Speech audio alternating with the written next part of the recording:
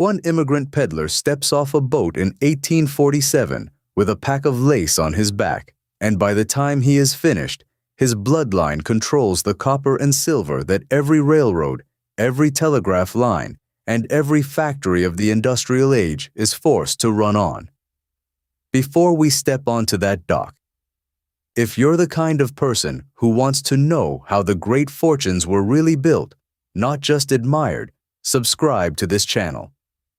This is where the empires that quietly run the world get taken apart, piece by piece. It is the year 1847. Philadelphia. The docks are loud with new arrivals, families clutching everything they own in a single trunk, and among them walks a young Swiss man named Meyer Guggenheim, a pack of embroidery and lace on his back and almost nothing else. No money, no English worth the name, no trade but the one thing he can do: knock on a stranger's door and sell. So he sells. Lace, ribbon, needles, whatever fits in the pack. And a homemade stove polish, a black paste that housewives rub onto their iron stoves to keep the metal from rusting. Here is where he becomes different. Every other peddler sells the polish and moves on. Meyer notices the one thing they all ignore. The polish stains the hands of anyone who uses it, black and stubborn, and everybody simply accepts it as the price of a clean stove. He does not accept it. He takes the recipe apart, mixes it again so it stops staining the skin, and then he does the thing that changes his life. He patents the recipe. He owns it. Ask where the money in that little tin really sits. Not in selling the polish. In owning the one thing no one else thought to fix. And that raises the question this whole story keeps circling. Is arise this extreme just luck, one lucky man in the right city at the right hour? Or is there an actual pattern under it? Because after years of taking apart the fortunes everyone admires, I can tell you the same handful of moves shows up again and again. 6 of them, really. A book called The Empire Code lays all 6 out plainly, the way the people at the top actually build leverage, seize the choke point, and let an advantage compound, so you can spot the same code running under any success story you'll ever hear. The link is in the description. For years, that instinct only makes him comfortable. By the 1870s, Meyer Guggenheim is a wealthy man on paper. Money in railroads, money in imported Swiss lace, a merchant with a sharp eye and 7 sons. Not a mining man, not yet. He has never pulled a rock out of the ground in his life. Then, in 1881, comes the accident that turns a merchant into a metal king. A friend owes Meyer money and cannot pay it back. Instead of cash, the man offers him collateral, 2 silver claims in the mountains outside Leadville, Colorado, called the AY and the Mini. There is a catch. Both shafts are flooded, drowned under brown water, written off by everyone who has looked at them as worthless holes in a hillside. Worthless. Everyone is certain of it. Which is exactly the kind of thing Meyer Guggenheim has spent his whole life buying. So he does what no one else bothers to do. He pays to drain them. He sends steam pumps up the mountain and hauls the water out, shaft by shaft, brown and endless, and waits to see what is underneath. What is underneath is a vein of silver. Suddenly, a lace merchant from Philadelphia is pulling raw silver ore out of a Rocky Mountain hole with his own name on the claim. The AY and the Mini begin throwing off a fortune. Thousands of dollars a week in metal, more money than the Polish ever made in a lifetime. Most men would stop right there, rich beyond the dream. But Meyer is already watching something else. He watches where his silver goes the moment it leaves the ground. Every ounce of it has to be shipped somewhere else to be worth anything, to a smelter. Picture a smelter as a giant furnace plant that buys the raw ore cheap, burns away the rock, and hands back pure metal worth selling. The miners do the dangerous work and break their backs in the dark. The smelter sets the price and takes the fat. And there are only a few of them in the whole country. So where is the fortune hiding? Not in the silver. In the gate the silver has to walk through. That is the moment the whole empire turns on. The first step in turning dirt and rock into something the world will never forget. Meyer Guggenheim decides he will not spend his life chasing more holes in the ground. He will seize the gate itself, the narrow point where every ounce of ore in America must pass to become money. And to take something that big, one man is not enough. So he gathers his 7 sons around a single table and hands each of them one piece of one command. Do not own the mines. Own the smelters. Own the gate. Control the one place every miner in the country is forced to come, hat in hand, and everyone pays you. It is a magnificent plan. There is only one problem. That gate is already owned. A single smelting cartel controls it, a machine built for one purpose, to crush any family reckless enough to reach for it. Its name is ASARCO. ASARCO, the greatest smelting cartel on earth, and it has already written the ending of this story. It will not buy Guggenheim ore, not 1 pound of it. Starve the family off the market, let their silver sit in rail cars going nowhere, and wait for the loans to come due and bury them. A clean execution. Quiet, legal, final. There is only one flaw in the plan. His name is Daniel Guggenheim. Of the 7 sons Meyer sent out with a single command, Daniel is the sharpest, and he has not been sitting still. For years he has been ringing Colorado with smelters of his own, brick furnaces that breathe smoke over the Rockies day and night. Then he does what no rival dares. He crosses the border into Mexico, and there he is met not by suspicion, but by the dictator himself, Porfirio Diaz, who welcomes the family in person and hands them ground to build on.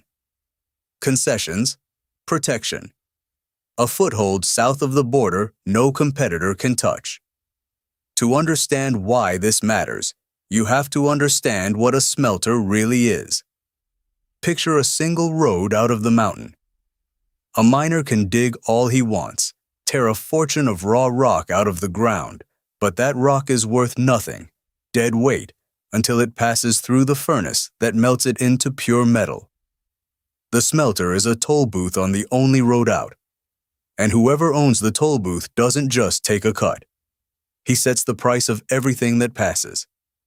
That is the choke point. That is the whole game. ASARCO knows it too. That is why the trust makes its move. Refuse to buy, seal the gate, and let the upstarts choke on their own ore. But the Guggenheims are no longer men who can be starved. They own furnaces on 2 sides of a border. And now they do the thing the trust never imagined. When a machine is built to destroy you, what does a Guggenheim do? He doesn't break it. He buys it and sits down in its chair. In 1901, instead of fighting the cartel, the family reaches out and swallows it whole. They take control of ASARCO itself, the very weapon forged to end them, and Daniel Guggenheim walks into the boardroom and installs himself as chairman. The long director's table. The machine built to crush a peddler's sons. And at the head of it now sits one of those sons. The people who watched it happen never got over it. They'd built that trust to be a wall, and the Guggenheims just walked in the front door and bought the wall. You didn't beat these men. You sold to them, or you worked for them. The gate is theirs. Every ounce of ore in America now pays a toll to the family it was meant to bankrupt. And here, the story stops being about silver. Because Daniel looks past the mountains he already controls and asks a colder question. What does the future actually run on? Not silver, copper. So the family builds a new arm with a single purpose, Guggenheim Exploration, a name they shorten to Guggenex, and sends its scouts across the entire planet to find it. Follow the copper. Every wire being strung across the world runs on it. Every telegraph line, every electric motor, every power cable climbing a pole in a city that has just discovered the light bulb. Copper is becoming the bloodstream of the modern age, and whoever controls the copper controls the century. Guggenex finds it in the last places on Earth anyone would think to look. High in the desert of northern Chile, at a place called Chuquicamata, the scouts find not a vein, but a mountain. An entire mountain of copper, so vast it will one day be carved into the largest open pit ever dug by human hands, a wound in the earth you can see from the sky. And far to the north, in the frozen peaks of Kennecott, Alaska, they find rock that runs green and red with copper so pure it seems impossible, buried under ice at the edge of the world. Two of the greatest copper prizes on the planet, one in a desert that bakes, one under a glacier that kills. And that is exactly the problem. Because pulling a mountain out of the Chilean sand and tearing frozen ore from an Alaskan peak with no road, no railroad, no port for 100 miles costs more money than even the Guggenheims have. Far more. To reach this metal, you need railways driven through wilderness, whole towns built from nothing, fortunes poured into the ground before a single pound of copper ever comes out. So Daniel does the one thing left to do. He goes to the only pockets on Earth deep enough to match his ambition. He shakes hands with the Morgan money and the Rockefeller money, the two greatest fortunes alive. Together, they will rip the copper mountain out of the desert and tear the ore from the frozen peaks and turn a peddler's dynasty into a planetary power that owns the very seam the modern world flows through. Copper is about to become the bloodstream of everything. But every wire strung across that world is paid for somewhere no ledger records. Underground, in the dark, in the shafts where the ore is torn loose by hand. There is a price for all of this, and it is written in no boardroom. It is paid by men, and that price is about to come due. And come due it does. But first, look at what that money buys. By the turn of the century, the copper flows. It pours out of Chuquicamata and down from the frozen Kennecott peaks, refined, drawn into wire, and strung in long humming rows across a continent that is electrifying itself in real time. Every telegraph line that carries a message, every motor that spins, every streetlight that flickers on at dusk. It runs on metal the Guggenheims pulled from the ground. The Morgan money and the Rockefeller money made the digging possible. But the family owns the seam it all flows through. And the family price of metal is no longer a number scratched in a mine ledger. It is a lever. Move it, and whole industries move with it. Dirt and rock have become generational power. And when you set the price of the metal a whole nation runs on, there is only one place left to sit. Inside the government that regulates it. In 1907, Simon Guggenheim, the youngest of the 7 sons, takes a United States Senate seat from Colorado. He does not campaign for it exactly. He buys it, the way the family buys everything it wants. Quietly, completely, the state legislature paid its due. A man whose father hawked stove polish door to door now walks the floor of the Senate, voting on the very laws that touch the minds his brothers own. But every empire is standing on something. And this one, you have to look down to see it. Every fortune this size has a floor beneath it. Look down, and the floor of this one is made of men. Miners with lamps strapped to their heads, a mile inside a copper shaft, breathing dust that kills them slow and working shifts that break them fast. When they organize, when they walk to the gate and ask for more than starvation wages, armed guards are already waiting. The strikes are crushed. In Colorado, in Mexico, in the Chilean desert, the pattern is the same. The ore comes up, the men go down, and the ledger only ever records the ore.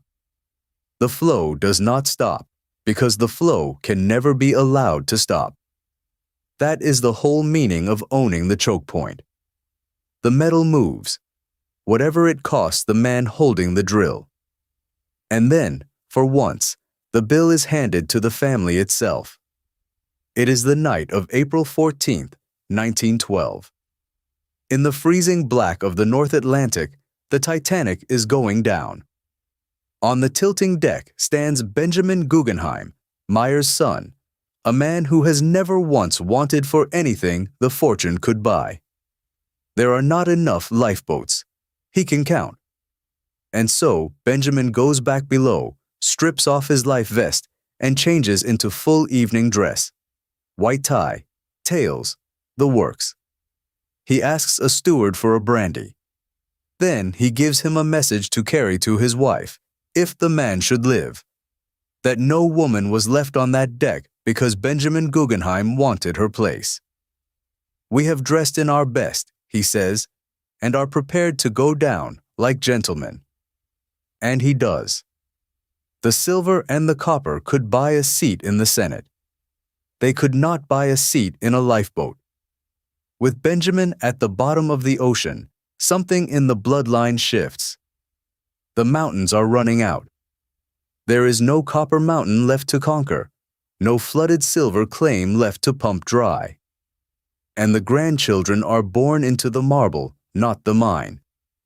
They want paintings, not smelters. They have no hunger for the drill. So the dynasty does the last thing an empire ever does. It stops mining metal and starts mining legacy. Solomon Guggenheim, another of the 7 sons, takes the copper fortune and pours it into canvas, into strange modern art that almost no one else values yet. Buy what others underrate, fix the flaw, own the margin. The old family code, aimed now at Kandinsky instead of Colorado. And on Fifth Avenue in New York, that fortune hardens into a white spiral of poured concrete, the Solomon Guggenheim Museum, the family name cut into stone. The dynasty that lived its whole life underground finally builds something that reaches for the sky. The name once stitched onto a peddler's pack of lace is now carved into marble. So what did the Guggenheims actually sell? Never the silver, never the copper. Only the gate, and the toll every other man had to pay to walk through it. Think back to Philadelphia. A Swiss immigrant steps off a boat with a pack of embroidery on his shoulder. No money, no name. Meyer Guggenheim never grows rich digging. Neither do his sons. They grow rich standing at the one narrow place where all that ore has to pass to become money. The smelter, the trust, the price, and charging admission at the door. Everyone else fights over the mines. The Guggenheims own the door. And that is the true richest seam any dynasty ever mined. Not the metal in the ground. The point where everyone else has to pay you to reach it. The peddler once fixed a stove polish so it would stop staining your hands, patented it, and sold the recipe for a small, certain margin. 60 years later, his family sets the price of the metal that wires the world. Same instinct, same door, same toll. Meyer Guggenheim, Phineas. Now, most of you came for the story, and I respect that. But if you just watched a door-to-door peddler build the richest mining dynasty in history and thought, I want to see the pattern underneath it, that is exactly the thing I laid out in the Empire Code. The same recurring code, sitting under nearly every great fortune, spelled out plainly. The link is in the description. Either way, I will see you at the next empire.